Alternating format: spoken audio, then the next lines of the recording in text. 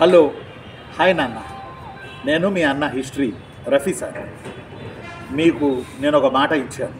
ఆ మాట ఏంటంటే గ్రూప్ 2 అయిపోగానే డిఎస్సి క్లాసులు, స్కూల్ అసిస్టెంట్కి సంబంధించిన డిఎస్సి హిస్టరీ క్లాసులు 8th క్లాస్ టెక్స్ట్ బుక్ నేను మీకు చెబుతాను అని చెప్పి మాట ఇచ్చాను. ఆ మాట ప్రకారమే ఈరోజు మనం మన యొక్క డిఎస్సి ఏపీ డిఎస్సి ఈ యొక్క క్లాసు సిరీస్లో 15వ సిరీస్గా ఈరోజు మనం ఈ పాఠం చెప్పుకోవడానికి ప్రయత్నం చేద్దాం. ఇందులో భాగంగా ఈరోజు మనం అక్టోబర్ 29న మనం లాస్ట్ వీడియో చేసాం. అక్టోబర్ 29, 2024. ఆ తర్వాత గ్రూప్ 2లో మనం బిజీగా ఉన్నాం. ఇప్పుడు మళ్ళీ డిఎస్సికి మనం రావడం జరిగింది. మీకు ఆ రోజు చెప్పాను, ఈ అవ్వగానే, ఎందుకంటే గ్రూప్ 2 రాసే వాళ్ళు ఉంటారు, డిఎస్సి రాసే వాళ్ళు ఉంటారు, కాబట్టి ఇది పూర్తి చేసుకుని మళ్ళీ మీ దగ్గరికి వస్తానని చెప్పాను. నేను చెప్పినట్టుగానే క్రమశిక్షణగానే మిమ్మల్ని అందరినీ దేవుళ్ళుగా భావించి నేను మళ్ళీ ఈ పాఠం చెప్తున్నాను. ఈ పాఠం డబ్బుల కోసం కాదు, కమర్షియల్ కోసం కాదు. ఈ పాఠాలన్నీ ఫ్రీగానే నేను మీకు చెప్తున్నాను, ఉపయోగించుకోండి. గ్రూప్ 2లో కూడా 1000 వీడియోలు చేశాను. ఏపీ హిస్టరీ 1000 వీడియోలు. ఏ ఒక్క లెక్చరరు, ఏ ఒక్క యూట్యూబర్ చేయనంతగా 1000 వీడియోలు ఫ్రీగా చేసి నేను పెట్టాము దాంట్లో. అందువల్ల మొన్న పిల్లలు దుమ్ము లేపారు ఎగ్జామ్లో. ఏపీ హిస్టరీ దాంట్లో 70-72 దాకా పెట్టారు. సరే, నా డబ్బా నేను కొట్టుకోవాల్సిన అవసరం లేదు, అసే పక్కన పెడితే. ఇప్పుడు ఈరోజు మనం చెప్పే టాపిక్ ఏంటంటే డిఎస్సికి సంబంధించి, స్కూల్ అసిస్టెంట్కి సంబంధించి చెప్పే టాపిక్ ఏంటంటే సోషల్ స్టడీస్, స్కూల్ అసిస్టెంట్కి సంబంధించి నేడో రేపో రాబోతున్నటువంటి డిఎస్సి నోటిఫికేషన్కి సంబంధించి ఆంధ్రప్రదేశ్లో 1857 సిపాయిల తిరుగుబాటు ఫలితాల దగ్గర మనం ఆగినాం. దాని గురించి నేను మీకు చెప్తాను. 1857 సిపాయిల తిరుగుబాటు తర్వాత బ్రిటిష్ ప్రభుత్వం ఒక్కసారిగా ఉలిక్కిపడింది. బ్రిటిష్ ప్రభుత్వం 6 డజను తిరుగుబాట్లు చేసే అంతటి ఫోర్స్ ఈ సిపాయిల తిరుగుబాటుకు ఉందని అది భయపడింది బ్రిటన్ పార్లమెంట్లో. అంతకన్నా మించి బ్రిటిష్ వాళ్ళు భారతదేశాన్ని పాలించిన 100 ఏళ్లలో భారతదేశాన్ని భౌగోళికంగా గెలవగలిగారు. బట్ భారతీయుల హృదయాలను కాదు, హార్ట్స్ని కాదు అని కొంతమంది ఇంగ్లీష్ రచయితలే తమ రచనల్లో పేర్కొన్నారు. ఒక రకంగా బ్రిటిష్ వాళ్ళు పాలించిన 100 ఏళ్లకి మొట్టమొదటిసారిగా సిపాయిల రూపంలో మనం తిరుగుబాటు చేశాం, బ్రహ్మాండంగా చేశాం. ఆ తిరుగుబాటు యొక్క ఫలితాల్లో ఇప్పుడు మనం ఉన్నాం. ఎవరెవరు ఏ నాయకత్వంలో చేసాం? ఢిల్లీ బహదూర్ షా జాఫర్ అని చెప్పి, అలానే ఏమంటారు దాన్ని మనం, అయోధ్య వచ్చి బిర్జిస్ ఖాదర్, అయోధ్య వచ్చేసేమో బేగం హజరత్ మహల్, బిర్జిస్ ఖాదర్, కాన్పూర్ నానాసాహెబ్, బరక్పూర్ మంగళం పాండే, ఢిల్లీ సిపాయిల తిరుగుబాటు నాయకుడు 2వ బహదూర్ షా, రాయగఢ్ రాణి అవంతిబాయి, ఫైజాబాద్ మౌల్వి అహ్మదుల్లా, ఝాన్సీ లక్ష్మీబాయి, బీహార్ కున్వర్ సింగ్. ఈ పేర్లన్నీ గుర్తుపెట్టుకోండి. వీళ్ళందరి నాయకత్వంలో బ్రహ్మాండంగా మనం సిపాయిల తిరుగుబాటు చేసాం. బట్ అది ఫెయిల్ అయింది. ఫెయిల్ అవ్వడం వల్ల కొన్ని రిజల్ట్స్ వచ్చాయి. వాటిల్లో ఏంటంటే 1858 భారత ప్రభుత్వ చట్టం వచ్చింది. ఈ చట్టం ప్రకారం point number 1, east India company అనేది రద్దయింది. ఈ చట్టం ప్రకారం ఈస్ట్ ఇండియా కంపెనీ అనేది రద్దయింది.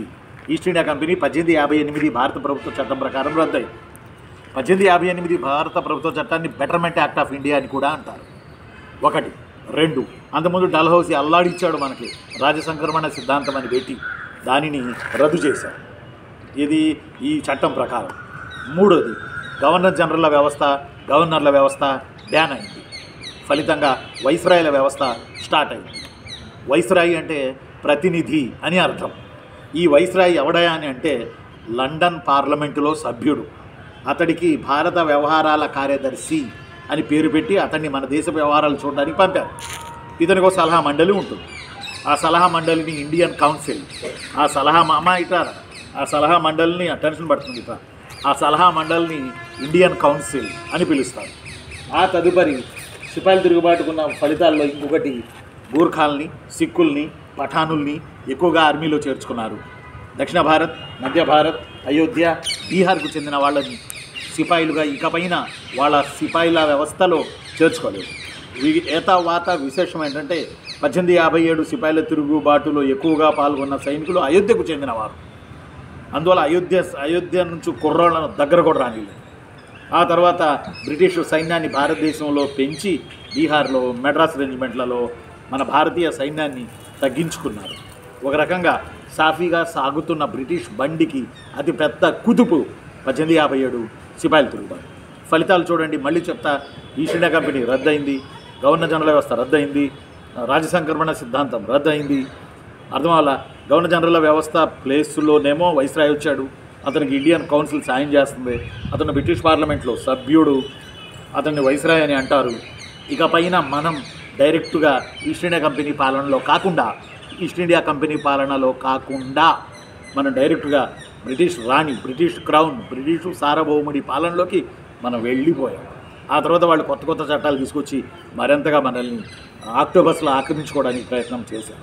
ఒక రకంగా చెప్పాలంటే ఈస్ట్ ఇండియా కంపెనీ కింద ఉన్నప్పుడు మనం పెనం మీద ఉన్నాం అనుకోండి, బ్రిటిష్ రాణి పరిపాలనలోకి మనం వెళ్ళిపోయాం, బ్రిటిష్ పార్లమెంట్ కిందకి వెళ్ళిపోయాం. అప్పుడు మనం ఏమయ్యాం? పొయ్యిలో పడ్డాం సిపాయిల తిరుగుబాటు సందర్భంగా. కాబట్టి మీరు గమనించాల్సింది ముఖ్యంగా నేను చెప్పిన ఈ 5 ఇంపార్టెంట్. అదియును కాక సిపాయిల తిరుగుబాటు ప్రదేశాలు, నాయకుల విషయాన్ని కనుక వస్తే ఢిల్లీలో 2వ బహదూర్ షా జాఫర్, ఇతను సిపాయిల తిరుగుబాటు నాయకుడు కూడా.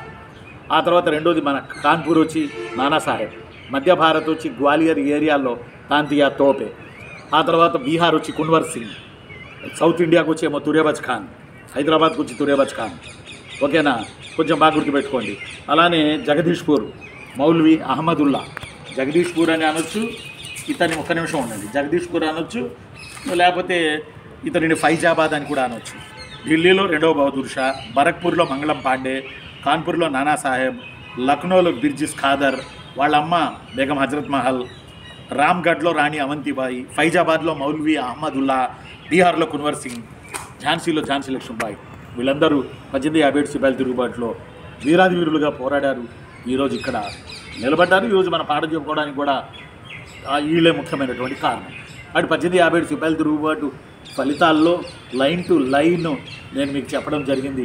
ఆ తర్వాత చేనేత రంగాలు, వాటిలో ఉన్న విశిష్టత, వాటి గురించి మనం మరో క్లాసులో వెళ్ళడానికి మనం ప్రయత్నం చేద్దాం.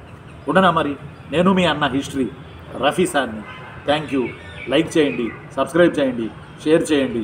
నేను ఎప్పుడు మీ వెంటే ఉంటాను. సిన్స్ 25 సంవత్సరాల నుంచి ఉంటాను నాన్న. Thank you very much.